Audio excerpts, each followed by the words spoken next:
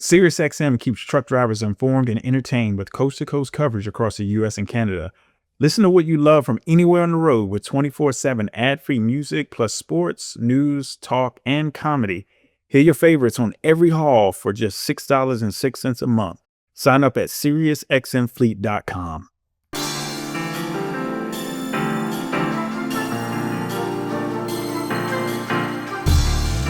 Welcome to The Long Haul, the podcast dedicated to empowering small carriers and owner-operators to drive their business forward. I'm your host, Adam Wingfield, bringing you insights from industry leaders, real-world success stories, and strategies to help you navigate the road to profitability. Whether you're just getting started or looking to take your fleet to the next level, this is the show where trucking meets opportunity. So buckle up, it's time to go the distance.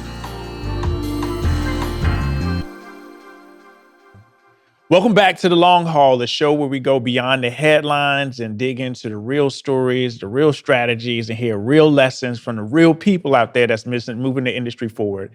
I'm your host, Adam Wingfield, and whether you're behind the wheel, you're in the office, or you're just trying to figure out what's your next move in this business, this podcast is built for you. This episode is powered by our partners over at SiriusXM, the platform that keeps carriers connected, informed, and entertained, whether you're running a solo operation or manage a growing small fleet. We appreciate their support in bringing these conversations to life. Today's guest is someone you're going to want to pay close attention to, but you probably have already seen him somewhere before. He has built one of the most massive, and I guess that can be a phrase, he's built one of the largest platforms, and I watched him bootstrap a platform in terms of truck media and really consolidating and bringing people together and bringing a focus together. So let's get into it. As always, take what you hear, apply it, and run your business like you got something to protect. Today's guest is no stranger to media. I met today's guest back in 2019, just prior to the pandemic, as he was going through and building a just culture, and it really has taken off so far. So without further ado, welcome to the show. For the first time on the FreightWave side, I've seen you on the other side, but the first time on FreightWave side, Mr. Truck and Hustle himself, Rahmel Wattley. Welcome to the show, my brother. Yes, sir, man. Thank you, Adam. I appreciate the kind words, man.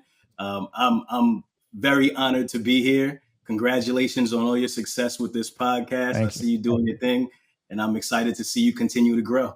Thank you. I appreciate that, man. And this is actually the first time that I've had the opportunity to put the microphone on the other side. I've had the opportunity to be on one side. Now it's on the flip side. So I really, really want to kind of dig in from that side. You've been on a couple of different platforms. I've seen you on Shout Out to Tall Paul and Freight Caviar. I've seen you on Blythe a couple of times. So just tell me, let's go back a little bit. Let's take you back way before the cameras and the media. Take me back to where it all started in the early 2000s and getting the CDL and all that good stuff. Take us back then. Yeah, so I come from a very traditional trucking background. I've been in the industry since, like you said, the early 2000s. I started out, I think it was 2003 or 2004 is when I got my CDL. Got it really out of, I don't want to use the word, but maybe desperation is the word. Yeah. Just really looking for a means to an end. I had I didn't want to be in the trucking industry. It wasn't something that I really saw for myself. It wasn't even something I considered. I didn't have any family members in the industry or any friends in the industry. But at the time, if you go back to the 2000s, I was looking in the paper and just looking for an opportunity, man. And I came across driving a truck. You could make $50,000 driving a truck, get your CDL Class A license. And at this point, I was actually on unemployment. So I went down to, it's Trenton, New Jersey, is a place called One Stop where they were, pretty much giving out CDLs for free. They had different trades that they were offering, and CDLs was one of them. And, like a lot of people have gotten their CDL, right? And at that time, it was probably cost about $4,000 or $5,000 to get your license. And they gave me the opportunity to get a CDL. So I went to Smith & Solomon driving school right here in Bordentown, New Jersey. Spent about 6 weeks in there, got my Class A. Don't even know how I passed the test, to be honest with you, man. I was terrible behind the wheel. I could barely drive, but what I did, I just really mastered and learned like the steps. So I did everything like with counting, right? Like when I would take the class, I know like turn the wheel two times to the left and then turn it 2 times to the right and alley dock and do all these things. And I was able to do the pre-trip and I got through it. So I got my CDL, but I quickly learned that driving the truck wasn't going to be the thing for me. Number one, I was uncomfortable behind the wheel. Yeah. It just wasn't a good fit for me. But I still had the CDL license. So I said, let me go out here and see if I could find an opportunity. And I was blessed to come across a young guy who he was about 30 years old at the time. And he was working for a small mom and pop company called Bond Transfer. And I was talking to him about, just newly acquiring my license. And I was kind of telling him this story like, hey, man, I don't think I'm going to be a great driver or whatever. But, I got this license. I got to use it. And he was like, hey, would you ever consider, being like a dispatcher? And at that time, I didn't even know what a dispatcher was. So he was like, man, you're basically just managing the guys, like telling the guys where to go. You seem like you're pretty personable. You seem like you're a good guy. And you seem like you get people to listen to you. And you just be basically telling them where to go. We'll do everything else. So I said, sure, and I was like, what does it pay? And at that time, the job was paying $40,000. It was $40,000 or $45,000. And for me, not having a college degree or any formal education, that was right in line with that $50K that I could have made driving the truck. So I was like, you know what, this is like a blessing. I'll take it, So I didn't drive. So, a lot of people, I tell people I have my CDL and I still have my CDL to this day. I have my Class A with my passenger endorsement. I get my medical card. I keep everything up to date. Yeah. But drove the truck. I just drove it to pass the test. And I got this opportunity to work for this company called Bond Transfer. They were based out of Maryland.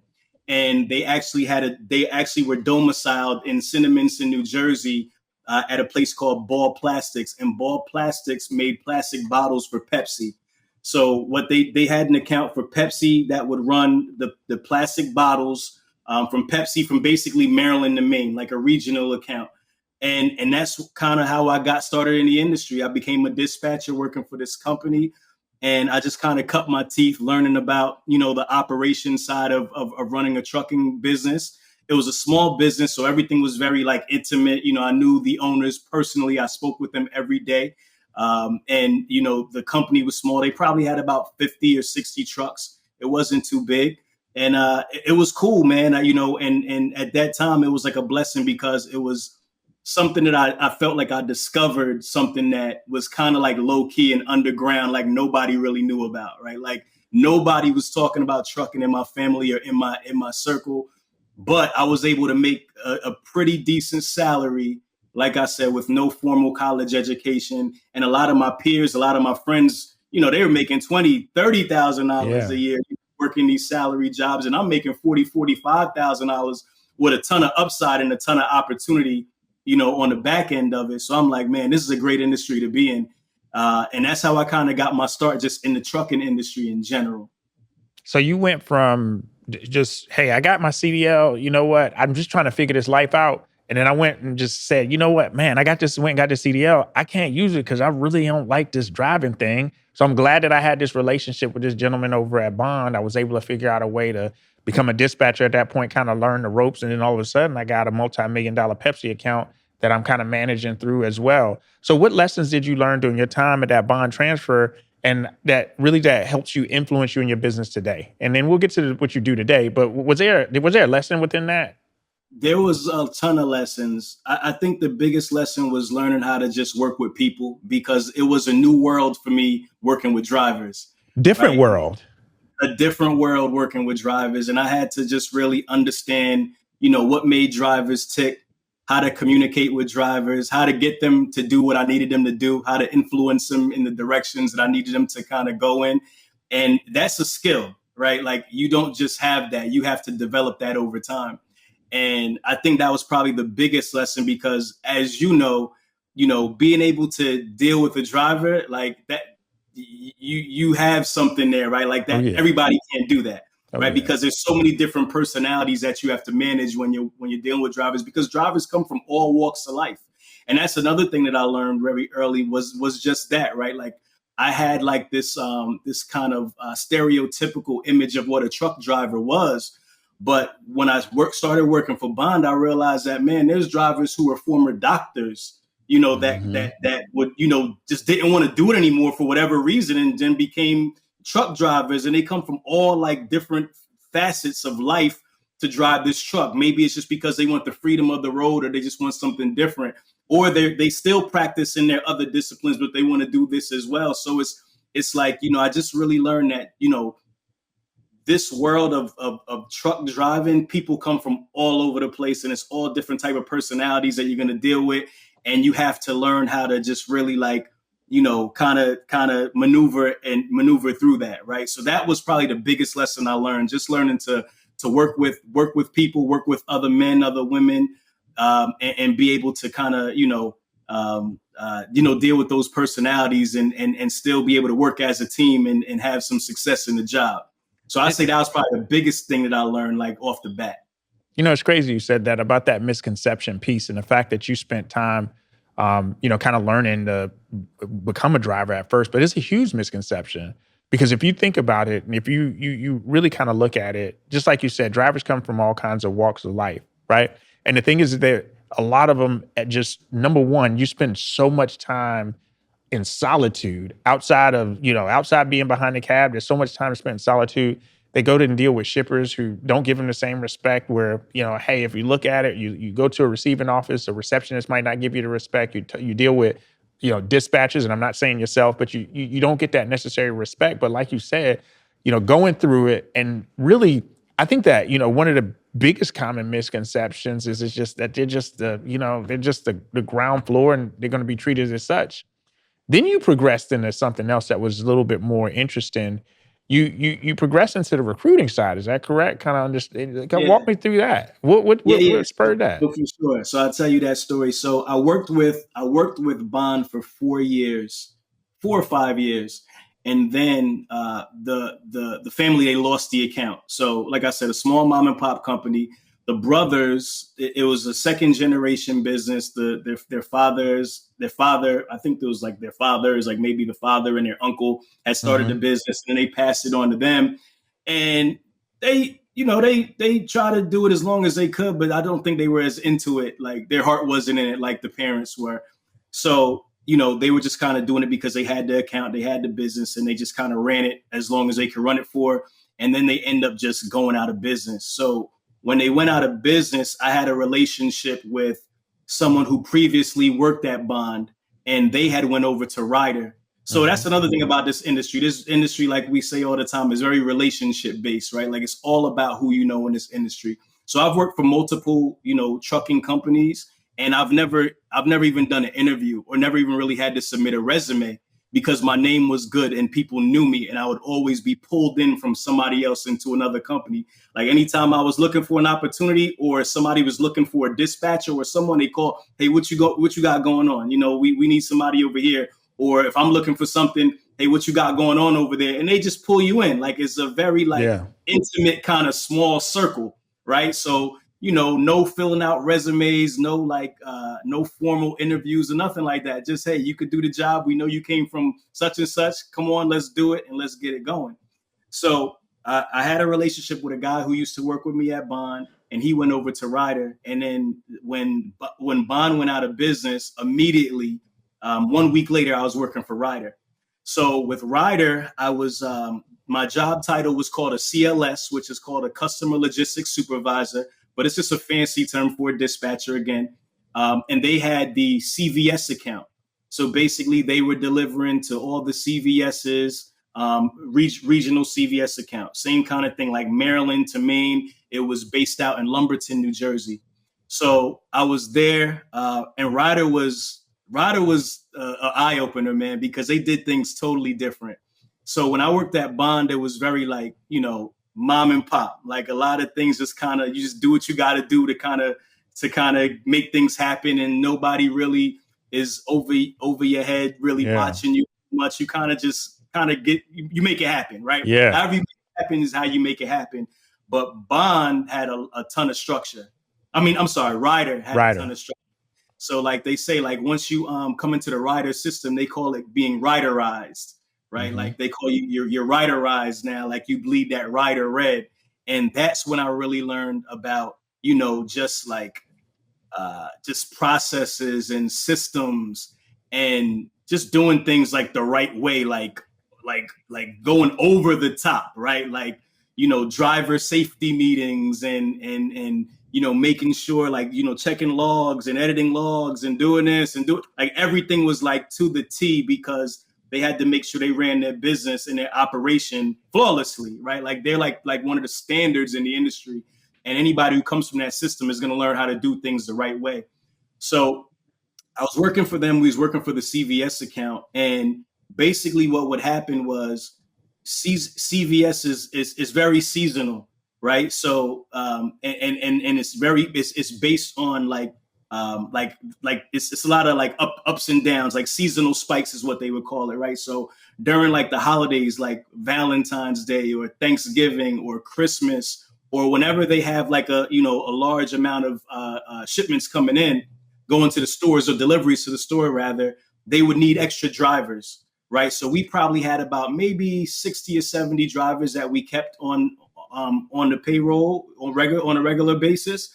But when we had these seasonal spikes, they would outsource to these driver lease companies and bring in extra drivers, right? So these drivers would work for these companies, and you may have heard of some of these companies like Transforce and Centerline. They're some of the big national companies. So we would work with those guys, and we would call them, and then we would use 3 or 5 or 10 of their drivers, whatever the need was. And we would use them it would be a week, maybe a month, sometimes 6 months, right? Like sometimes we keep them around, but basically that was Ryder's way of not having to have all the costs of bringing on new employees, right? And having to do all the training and all that. And then they could just they could downsize whenever they're ready, right? So they would bring in these lease companies, and they would have them kind of fill these seats for those temporary bases. And then, the guys would release them when they were ready. So I saw that as an opportunity. In doing that, I was the one who was booking all the drivers. I was the, one who was talking with all the owners. And these were a lot of small companies too. So I would talk directly with the owners of the lease companies, and I would talk with the drivers. So just my business mind and my entrepreneurial spirit, I was like, man, this seems like a good opportunity here, because, it's you don't have to really have equipment, right? You don't have to own a truck.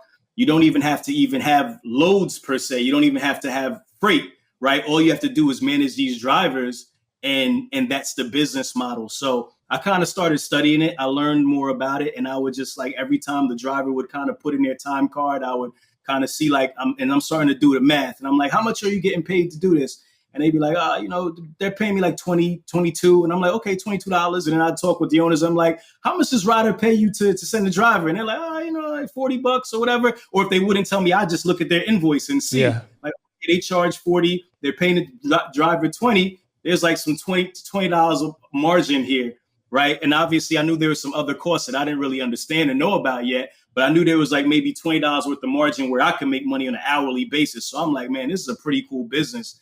So, I studied it a little bit more, learned about it. I learned like what I had to do in terms of my responsibilities to start the company. And it was pretty easy. I had to pretty much just get workers' comp, because I'm actually the employer. Your general liability for any business, your workers' comp policy. And then you just have to, just get your contracts in order, right? And then you start going out there and you start finding who are the companies who are looking for drivers. Right. And I mean, obviously, I knew Ryder was one, right, because I actually worked for Ryder, and there were some other companies like Ryder's. And then I would ask the drivers, what other companies are you guys working for? Right. Because they didn't just work for Ryder. They worked for other companies out there in the area. So I started just making a list of all the different companies that were giving contracts and that were using lease drivers. And I just, one day I just said, all right, I'm going to start this business. So I went out, I got a workers' comp policy. I partnered with the guy who was actually one of the lease drivers, because in my mind, I'm like, okay, my first problem is I need a driver, right? Like if I'm just getting started in this business, I need a driver to trust me, to work for me. So I need to find somebody who's going to be my first driver, right? And then the next thing I need some contracts. So I actually partnered with a guy who was a driver. So we're like, all right, this is a perfect duo, right? I can kind of do like the back end, the admin, and you can actually go out and you can start off and start these accounts, because you're a driver. You're already kind of known throughout the industry as a lease driver. So you already have those relationships. So we'll start working with these other companies under our company now, and then you'll be our first driver, and then we'll kind of build it from there. And that's exactly what we did. So we started the leasing company. got it going. We had our first contract was a postal contract. It was a pretty big contract, and it was a big opportunity because it was really easy freight. It was like drop and hook, picking up from Philadelphia, delivering to the post office. And, our drivers loved it, and my partner loved it. And we knew that we'd be able to recruit a lot of drivers because it was an easy contract. And that's what we actually kind of built the business on, in the early part of the business. We built it on that postal contract. The name of the company was called Eagle Express Lines. They've now consolidated, and they're with it's called the Hooverstall Group. So it's Wayne Hooverstall, Eagle Express Lines, 10 Roads, and some other companies, but they all kind of consolidated together. At that time, it was just Eagle Express Lines, and we started working with them. I remember, it's funny.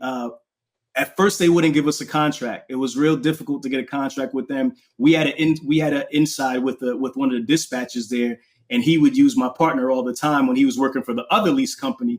And we were like, "Hey, man, we just started our own thing. Give us a shot." And he's like, "All right, I'm going to give y'all a shot," but the shot wouldn't come. We had everything in place. We had our workers' comp, and we're paying for our workers' comp, monthly. We got the bills racking up, and we're like, "Man, we got to start getting some work." So we're depending on this dispatcher to give us some work. And it just wasn't happening, right? Until one day, I think it was either right before Christmas or Christmas Day. Like it was like the 24th or the 23rd or the 24th, Christmas 2015. And basically they had a run that nobody would cover. It was like this emergency mail run. Nobody would cover it.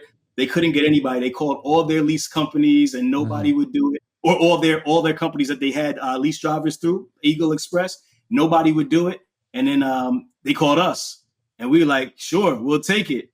And we took that one load, and that was such a big deal for them because they could get nobody to do it. When we did it, we delivered it successfully. That set everything off. And then we started running more loads for them, and then we started hiring drivers. And before you know it, we probably had about maybe 40 guys running for them, on an ongoing basis. Because we had so many drivers now, we were able to start now going out and getting some other contracts now, because we would keep most of our drivers at Eagle. And then we started working on the other contracts. And then, okay, when Eagle didn't have work, now we had all these guys that we were able to now supply these other carriers with. And we just built the business like that.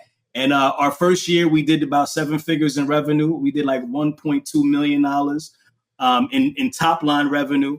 And it was crazy, man. Like we didn't expect it. Like we just kind of fell into it. We weren't great business people or anything like that. We just got lucky, got an opportunity, worked with the right company at the right time just because they needed us. We did the right things, and we were able to grow that business pretty quickly. But we also had a lot of missteps along the way as well. You came from a great place. You talked about processes and systems, and I'm a big believer that process makes perfect. Not practice, but process. Once you have those things in place, those repeatable, duplicatable process that improve things, and I'm sure that those are some of the things that translated into your business. What would you say was your biggest moment of failure? What was that kind of like, man, am I really even cut out to do this, man? What was that moment that came across? It was like, hey, you know what? I need to really kind of change some things around because this is just not working out. Yeah. So when we got started, we just hit the ground running, right? Like a lot of people do when they get into business, right? Like we didn't have a lot of structure in place, even though I came from Ryder, right? Which was a place of processes, systems, and a ton of structure. When I got on my own, I was so excited just to be working for myself and having my own business. We just hit the ground running, and we're just trying to get the money, right? Like, honestly, That's what it was about. Like, how can we get this money? And it wasn't only because we were trying to get rich. It was also because we had bills to pay, right? Because once you have that workers' comp policy, you have a monthly nut that you have to cover every single month. And it wasn't cheap. I mean, we're paying maybe almost $3,000 a month in workers' comp on top of like our office and so forth and so on. So, I mean, if you're not making any money, that's going to start to build up. And we literally started the business on credit cards. Like I used credit cards. I probably had about $10,000 in cash. And my partner probably had about $5,000 in cash because I put the bulk down. And we literally started the money with maybe like $10,000 to $15,000 in credit cards. That's how we got started. So we weren't sitting on a safety net. We didn't have any money, so we had to make money immediately. So because of that, we skipped a lot of steps, right? In terms of just making sure our foundation was solid. We just got into the business and we got going. Once we got that first contract, we did the bare minimum in order to make things happen, right? And on top of that, we didn't understand the business like we thought we did. So one of the big missteps that we made was with workers' comp. So I've told this story before, but when you get a workers' comp policy, basically what happens is they want you to project your income, right? So you'll go to the insurance company who's ever providing a policy, and they're going to say, okay, how many drivers do you have, right? And what's your projected income? So at that time, we had one driver, right? And they're going to say, okay, but you have to kind of guess, like, what do you think by the end of the year? How many drivers do you have, and how much money do you think you'll pay in payroll? And that's going to basically inform what that workers' comp number is going to be, how much you'll pay. So obviously, we're going to make it as low as possible because we want to pay as little in workers' comp as possible up front. So we said, all right, well, we have one driver now, which is my partner, and maybe we'll get up to 5 drivers by the end of the year, right? Now, we plan to grow way bigger than that, but we're just saying we'll do 5 drivers. And if each of those drivers are making, X amount per week, let's say we'll do about $300,000 in payroll, right? Like that was kind of our guesstimate.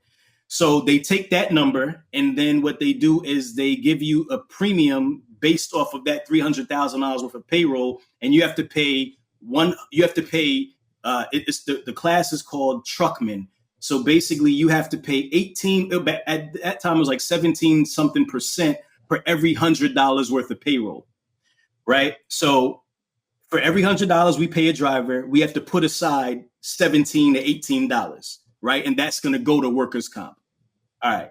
So, but monthly, we're paying workers' comp $2,000 to $3,000 to reach what we projected, right? At the end of the year, they do a workers' comp audit. So everything that you have in payroll over that projected number, you have to pay that. You still have to pay that number. Yeah. You owe that at the end of the year at the workers' comp audit. So we projected as low as possible to have our monthly insurance as low as possible. But as I told you, we blew up our first year, right? So our payroll was about 3 times what we projected. 1, right? So if we said that our payroll is going to be 300,000, our payroll's close to $1 million, right? Like, like it's crazy, right? So then, on top of that, I'm lost track. Okay, so our payroll is too high. So now on top of that, we thought we were slick, and what we did was, as opposed to having our drivers as W-2 drivers, we had them as 1099 drivers, because we had heard that was a way to get around workers' comp, right? So we're pocketing all this additional workers' comp money, right? Put it in the bank and put it in our pocket. But basically, at the end of the year, when workers' comp does their audit, they say, okay, how many employees do you have? Okay, you have 40, 50 employees. Okay, what's the payroll? The payroll is this amount. Okay, cool. Now they're going to look at that and they're going to say, we thought that we could have those guys as 1099 contractors as opposed to employees, and we wouldn't have to pay workers' compensation on them, right? But when they did the workers' comp audit, they said, no, you dispatch these guys, you tell them where to go. They're your employees, right? And we're like, no, but they're 1099. We pay them as contractors. They do their own taxes, all that kind of stuff. They're 1099. They're like, no, if you tell them where to go, if they work more than 40 hours a week for you, all these different rules that we didn't understand, they're considered your employee, unless do they have their own workers' comp policy? And can you furnish that policy? None of these guys had a workers' comp policy, right? So we had a workers' comp policy. None of the drivers did. So guess what? All those drivers that we were considering contractors were going to be, they're recognized as our drivers, and we got to pay workers' comp for them. So at the end of the year, we probably owed workers' comp about $300,000 that we didn't account for. Meanwhile, throughout the year, we're making money hand over fist, spending on personal, feeling like we're rolling in the dough, not keeping the money in the bank. And then before you know it, we had this huge workers' comp nut. We don't have the money to cover it, and now we're stuck. So that was crazy, because like feeling like you had so much success throughout the year, and then at the end of the year, this unexpected workers' compensation audit comes, and now workers' compensation is telling you owe us almost $300,000, and you have to pay it at the end of the month, or we're gonna deactivate your workers' compensation policy, which basically means we can't Put out of operate business. Without the workers' comp policy. We can't get any contracts. Right? Or we have to pretty much let them know, like, we have no workers' comp. Driver gets hurt or something happens, you can't do that, right? So, man, it was crazy. We went through a lot just emotionally during that time. We had to pull some tricks out of our sleeves to get out of that situation. We made it through, but it took a big toll on our business and just, just our journey, just emotionally, because it was a big setback that we didn't expect or we weren't prepared for. Yeah, that misclassification thing is something that's common within the trucking industry, and it impacts at various levels. But you spoke about a level from that level that many people probably won't see, and it's important for people to understand that misclassification, especially in where you're at. New Jersey is huge on that. New York is huge on that misclassification. California is huge on misclassification. So I definitely appreciate that story, because it really sheds light to the drivers that are listening to this call, or the small fleet owners. Like, hey, you know what? Make sure you have your things in order. And you know what? It's not for a lack of not trying. You mentioned, hey, man, we got bills to pay, and drivers have bills to pay. Owners have bills to pay, and you've got to do the things that you need to do. But at the end of the day, it's worth starting it off and having that foundation correct and doing it right. Let's push forward just a little bit, and take me just out of the time from, hey, you know what? We're at the recruiting side of things. Now I want to think about media. What got you into kind of moving forward and pivoting in that mindset and say, you know what? I want to talk a little bit about my experiences, because I'll be honest with you. If you go back, I mean, this is 2025. You go back 2019, 2018, podcasts weren't really like that. They really weren't the thing. You had some, but it wasn't really. Just walk me through, hey, okay, now we're here at recruiting. Now we're going to shift a little bit. What made that shift? Yeah, so selling the business was what made me shift. So basically in 2019, because we had gone through so much and so much turmoil in that business, like I said, it took a toll on our partnership. We ran the business. It was basically myself and my partner. It was just us. We were a small company. We did everything ourselves. And just going through that workers' comp, that workers' comp thing chased us for like 3 years, because basically every year we continued to grow, and we were never able to actually catch up, because we weren't able to make enough money to basically pay that workers' compensation bill off. So we would have to borrow money. We'd have to, and every month it felt like was going to be the last month in business, right? Because we're constantly getting threats like, okay, you guys got to pay it. And then we have to go to workers' comp and get a 6-month extension and get so we're working with them to kind of keep this thing going. So it just took a huge toll on us, and a huge toll on the business, our partnership, our friendship, all of that, right? And just ultimately, to be honest with you, like, we were different. We were different entrepreneurs. We had different goals. We had different visions of where we wanted the business to go. The way we operated was different.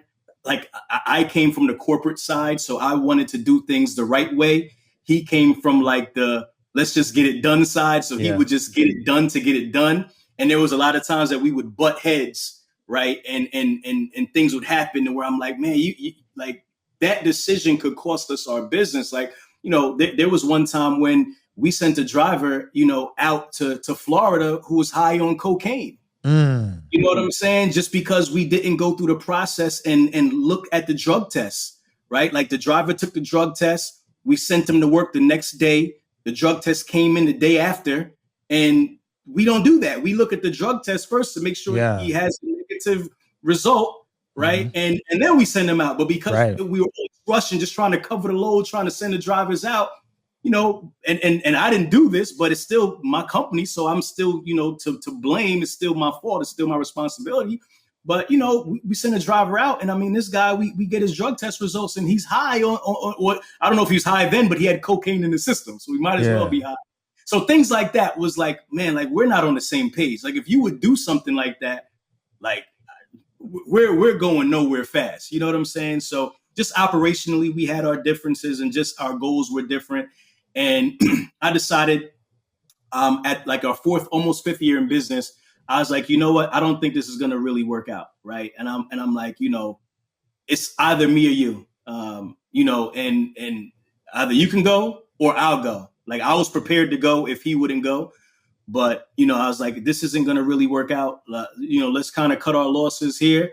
And, if you won't go, you could just buy me out. So that's what I did. So I sold my business to my partner. He bought me out. And that was a very rough situation for me, man, because like that business was my baby. I had invested, I invested the most in that business, right? Like, I provided all the startup costs. It was, I named the business, like everything, like it was like really, really my baby. But at the end of the day, like, my peace of mind was worth more than that.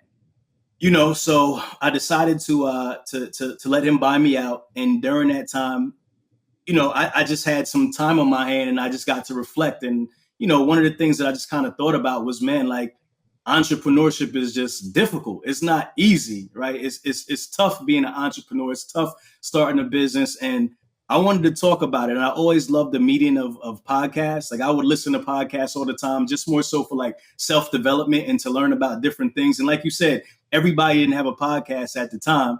And there was very few, especially in the trucking space. I don't even know if there's any. I don't know if I could find any, to be honest with you, at the time. I'm not saying that there weren't any, but I don't know if I could necessarily find any, or at least any that I was really interested in.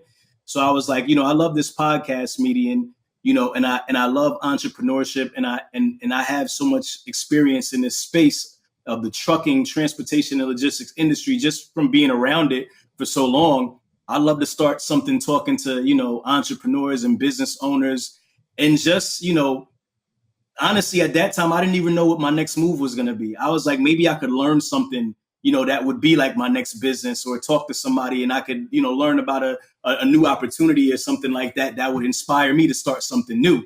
So that was kind of the catalyst of it. Like, how can I learn about other businesses and talk to other people and hear some other stories, and at the same time, kind of share my story and share what I went through, during my entrepreneurial experience as well at the same time. And that was kind of how Truck and Hustle got started.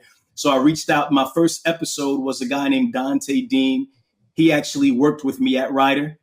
He was a driver at Ryder, a company driver, and he had went on to start his own trucking company, pulling containers out of the port, out of Packer Port in Philadelphia. And I knew that, and he also knew that I had went on to start the staffing company.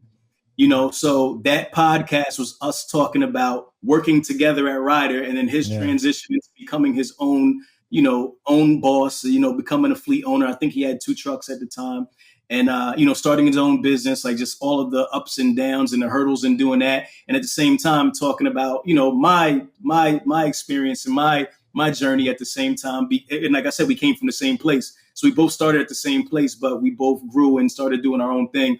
And then, like, once I got the feel for that episode and just kind of the vibe and how it went, I was like, man, I think I got something here. I think this is interesting. I put it on Spotify and Apple. I think it was more so Apple at that time. Spotify wasn't as big in the podcasting space, but people were listening, man. And it just got really like early traction. And I was just really surprised at like the early traction. And every week I would upload, new videos. I started reaching out to more people, not videos. At this time, it was just audio. Mm-hmm. And I would notice that people were just listening. It would go from like 50 listeners to 100 listeners. Now we got 900 listeners. We got 1,000. I'm like, man, this thing is growing. People are interested. Then I start seeing people like sharing it on social media. And I'm like, people are really interested in this stuff. So it just grew from there, man. And, it just felt like something that could be like my own niche, like that was different than what anybody else was doing. And I just kind of did it my way. Like, I wanted to create a safe space for entrepreneurs to talk and be transparent and talk about, their ups and their downs, and then give some game too at the same time, talk about how they built their businesses and inspire people and also help people, but just do it in a fun way that was a mirror of who I was as a person, like that reflected me. So I put my style and my spin on it. It wasn't traditional trucking the way a lot of people had seen it or, have heard it before, right? So I wanted to put my own spin on it. And that was just kind of the birth of Truck and Hustle.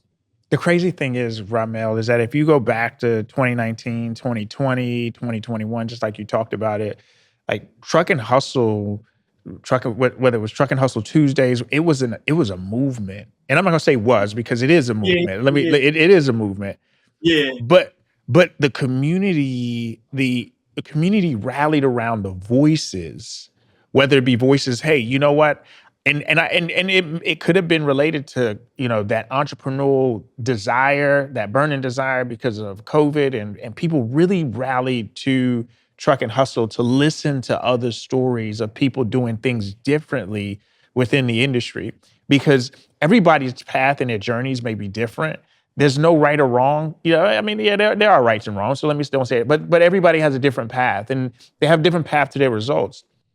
Truck and Hustle went from, and I remember the opportunity when I connected you the first time, and maybe it wasn't, but it just felt like it was a basement movement. Like, we were literally and it was Zoom at the time. Now we've got more, so we were literally on a Zoom together in a basement. I was in, my first office, you were in a basement. But then from that point, you went from episode 34 to 200,000 YouTube subscribers as of February 2025. Did you expect that metaphor, that rise when you from episode 1 to now? I gotta be honest with you and tell you I did, Adam. Like, really? I knew, I knew Truck and Hustle was special because it's like the voice or the soul of like the industry. Being in the industry for so long, like I have so many friends and so many people who are a part of this industry, who have aspirations to build businesses, to get their own trucking company, or build a business in the transportation and logistics space. So I knew like that was like a small sample size of what I knew a lot of the country looked like, or a lot of the world looked like. So if I could see this kind of like passion and this kind of desire in my own network, in my own circle, I knew that it existed outside of my circle as well. And then like that initial immediate response told me that this was going to be something that was special, and it was going to be something that was going to grow. I didn't know how big it was going to grow, but I knew it was going to be big. I knew it was going to be big because it just was different. Nobody else was doing it. Nobody else was, and it was just a matter of it catching on, and it was a matter of distribution at that point, a matter of people finding out about it and hearing about it and learning about it. I mean, there's people who listen and watch Truck and Hustle who have never even thought about the trucking industry. Like I get comments and stuff all the time. Like, I'm not in trucking, but just watching the story was still amazing. You know what I mean? Like hearing about how they built this or did that was still like, I still sat here and watched the hour and a half of this show. And I have no interest in trucking, or at least I didn't know I did until now. You know what I mean? So when universe, like the entrepreneurial spirit and like the grind is universal. You know what I mean? Like that resonates with everyone.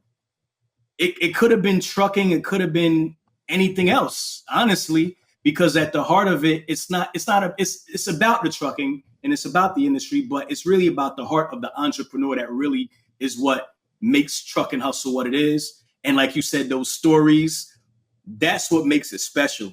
So I knew that having a platform that was shedding light on people that don't normally have light shed on them, right? Like these aren't people who are in the news every day and who's talked about on the blogs. These are like everyday blue collar people who represent really most of us. Like this is really, so people can see themselves in these stories and it's attainable. It's like, oh, I can do that. Like I can't be LeBron. Right. You know what I mean? Like to be LeBron might be a stretch, but to be Adam, that's not a stretch. I could be Adam. You know what I mean? Like I could get there. I could be like, so it's like hearing these stories, I knew that it would resonate with people. I knew that it would grow because it was just very relatable. You know what I mean? And I thought like, you know, there weren't a lot of times when you like look at media, it's always talking about things that's like, that feels like unattainable or feels like too far. Like that's the people who usually get the light put on them. But we were putting light and making people famous, making people stars that traditionally you wouldn't even know about. And you know and I honestly believe that if you go back and look at it, that was the spur and catalyst of your successes, the selflessness that you said, you know, I'm going to amplify folks that may not have the light that's shown on them, because at the end of the day, one of the things that used to drive so much excitement is around that was like, you're putting people first. You like, man, listen, I just want, hey, get on my platform. I just want you to tell your story. And then you look at how that kind of cascaded out. It got so big that all of a sudden you was like, you know what? The unlimited walls of TV or YouTube or in your cell phone can't withhold this anymore. I've got to do something bigger. And you started FreightFest. Yeah. Tell me about FreightFest. For sure. So like you said, man, and that's really important, man. It's never really been about me. I've always had a passion for just shining the light on people and just giving people a platform to shine and being the conduit in which they can have their voice heard. Like I find joy like when somebody comes to me and they're like, man, like all these people reached out to me, or like when I did that show, it impacted my business in this way. Like I really get a lot of joy out of that. And, you know, just in doing the show, like I've always just kind of made it about the entrepreneur. I very rarely even tell my story. Like people don't really even know much about me. They just know me as a guy who asks a bunch of good questions. Yeah. Oh, maybe it's the best questions. But sometimes people think, oh, people have a lot of assumptions about me and what I did or my past or whatever. Because I very rarely told my story, because for me, the platform wasn't for me. It was for everybody else. And, as you said, as we started to grow the platform, people just wanted to start connecting in different ways, man. And I just saw like an opportunity. I was honestly just inspired by just seeing what was going on kind of around me. There were some other platforms that I started seeing, like doing like conferences and in-person events and networking events. And I was like, man, like we need to get offline and we need to do something like in person. And I remember when we started FreightFest, we were still very much like pandemic environment, right? Like this was 2022. We were out of the pandemic, but people were not totally like. Yeah, they wasn't out of it. Yeah. You're not out of it. People are still wearing the face masks and all that. And people are still doing like COVID protocols. And, you know, everybody doesn't know if they want to gather around each other and all that. And it was a risk. It was a big risk. And I remember when we did the first FreightFest, kind of when I was working with the event planner, they said, there's 3 places where you could do this event. It's either going to be Nevada, Florida, or Texas. And they were like, because those are the places that, you know, are the least strict on like the COVID protocols. They're kind of still open regardless. And there's a good chance for your event to be a success where people will actually come, because in those 3 areas, you know, things are cool. Like people are like kind of like just still getting around and doing their thing. So for me, I started looking at my analytics and I was like, man, you know, it just so happened that Texas was probably our largest market. I believe Houston and Dallas were our largest markets at the time. It was Houston, Dallas, and I think Atlanta as well. It was like our 3 largest markets. And I was like, all right, well, let's rock and roll. And man, FreightFest was so before FreightFest, we did some networking events. So we did this thing called the Reset. And that's what let me know that I could pull FreightFest off. So I think it was June of 2022. We did our first networking event. It was in Atlanta, Georgia. We called it the Reset. We rented out a space. It probably held about 80 people. It was the capacity for the place. We ended up having 120 people come through. People were at the door like paying extra just to get in. They're like, man, I got $200, man. Like, let me get in. I'm like, no, we can't let anybody else in. Like, the fire marshal's gonna shut us down. You know what I'm saying? But that was our first event, and that informed me. I was like, okay, we got something here with these events. Like, we put this together, we announced it. A month later, we did it in Atlanta. We wanted about 80 people to be there. About 120 people showed up. We're like, all right, we got something.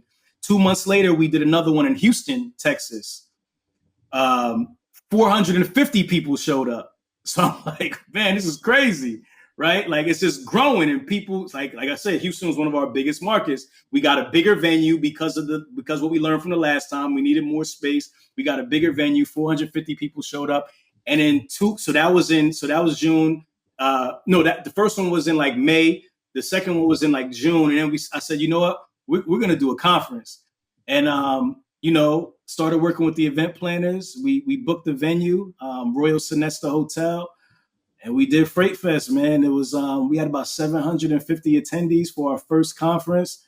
It was just amazing, man, to see all those people come out. And really the catalyst for FreightFest was, how can we bring Truck and Hustle, the podcast, to the stage, right? I had a ton of relationships. I had a great network from doing the podcast. And I said, how can I curate like a run of show that just, highlights and features all these different entrepreneurs and all these different verticals of transportation and logistics, but at the same time covers a lot of the fundamental foundational business necessities, right? Like insurance and factoring and compliance and all these other things, right? And just put that together all on one stage and be like this big entrepreneurial event for people who want to get started in transportation or have a small business and want to grow, and just create this big networking event. And that's what FreightFest was, man. And we did it, we pulled it off, and it was just amazing. It was just amazing, man. To see that come to fruition that first year, like I remember just like walking out there on the when we had like the open like buffet and everybody was out there just kind of congregating and talking. Like I just came down from my room and I just seen all these people out there. I'm like seeing it, like I'm seeing the tickets, I'm seeing people buying tickets, but when I saw it like in real life, I'm like, man, all these people came out for Truck and Hustle. This is crazy. So yeah, that was it, man. And we got it started, and it was amazing, man. It was amazing. And that's the beautiful thing about that is that it is truly a collection of people that really, really just want to be successful in the industry. They want to communicate, they want to network, they want to be successful together. And just watching, I know it's got to be inspiring to you to, turn on a clip and you see somebody wearing a Truck and Hustle hat, or somebody's rocking a Truck and Hustle t-shirt, or just seeing somebody out in the open in public when you're getting on the plane and say, oh, aren't you the guy with Truck and Hustle? Just starting to get that kind of that love and that recognition is important. And I know it is for you. As you transition, and you've shown, over the last 20 years, it's all about pivot, and you've pivoted from, hey, you know what, I started off, this ain't gonna work, then I go here, this ain't gonna work, then I'm gonna go here, this might not work. And what are the future plans for Truck and Hustle? I know one of the things that you've done is you've built a community. You're focused really on the community side of it, and really just being more intimate in the community space. What can we expect to see with Truck and Hustle in the next 2 to 3 years? Yeah, for sure. So community is number one. Like I feel like that's the foundation for everything that's going to happen moving forward. We've built a large audience in terms of, just a massive audience of just kind of fair weather listeners and, people who watch the show and listen to the podcast. But I wanted to kind of like create our own intimate community of people who are really looking to grow, that really want to work together and take things to the next level. So that's why I started the Truck and Hustle Entrepreneurs community. And that's really just a space where, if you want to get the foundational principles of just kind of growing your business, I've been blessed to have a really, really great network of people. People like yourself and others who are willing to lend to the community and just add their experience and information and just help these small businesses grow. And ultimately, like, that's our goal, and just to create a space where you can have like an incubator type of vibe where we all kind of work together. We all kind of share information and just help each other grow our businesses, but just make sure we grow them the right way. Right. So that's going to be the foundation of everything moving forward. We're going to continue to do the events. We're going to be announcing another FreightFest pretty soon. Awesome. So that's going to continue. We're going to continue to be doing the networking events as well. And in addition to that, man, I'm just looking to see how I can build tools to serve, my community. So in building this community, it's going to allow me to do a lot of just learning, right? Like, I just want to learn, like, what do these small businesses need, and how can, I, as an entrepreneur, help serve them better, right? So just trying to understand, like, what are tools they can use, what are products they could use, while we help them grow their businesses is something I'm really interested in. So, I mean, I think everything's going to start with community, and then we'll kind of go from there and see what's next. What the beautiful thing about being a host that's been in the industry, people that you've interviewed and you talked to, man, you went to school legitimately over the last 4 or 5 years about just about anything within the supply chain space. You've gained so much knowledge within it. So if you were to take just everything out of the recipe and say, hey, for those that are just starting off in the trucking industry, what's one piece of advice you would offer to help them just to navigate their journey ahead, just from your experience and just from having great conversations and being around and well connected? Yeah. So first, I would say, take your time. I would say don't jump into this industry if before you're ready, right? Make sure you educate yourself and you have a plan. Right? I think a lot of people get into this business without like a plan. They know they look at the glamorized side of being a business owner or being in the industry, and they don't know exactly how they're going to get to whatever their dream result is. They just want to get to that dream result, and the how is where all the where gold is at. Like, you have to really understand what you're doing, and really, like, try to, like, you have to be honest with yourself and know if this industry is really for you, right? Like, because this is a very it's a very difficult industry to survive in, right? Like, as you know, like, the failure rates are crazy. Most businesses don't make it past that year.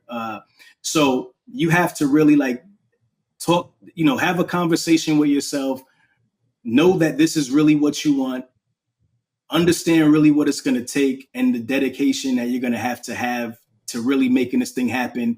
Know that you're going to have to invest a lot of time, invest a lot of money, invest a lot of resources, and you're going to have to, learn and just, just continue to increase your knowledge base, man, because if the more you learn, the more you're going to earn.